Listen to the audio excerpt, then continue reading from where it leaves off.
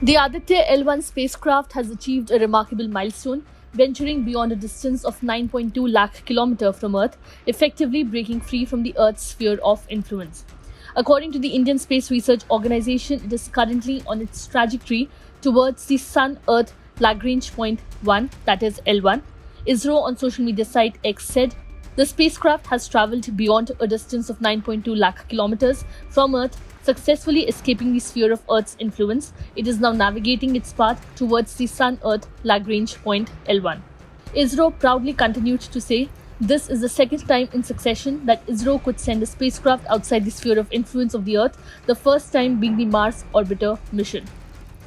What next for Aditya L1? Aditya L1 will be positioned in a halo orbit around the Sun-Earth L1 point, located approximately 1.5 million kilometers from the Earth, constituting just about 1% of the Earth-Sun distance. Lagrange points, also referred to as liberation points, are extraordinary positions in space where the gravitational forces of two massive celestial bodies, such as the Sun and Earth, precisely balance the centripetal force required for a smaller object, like a spacecraft, to maintain its position.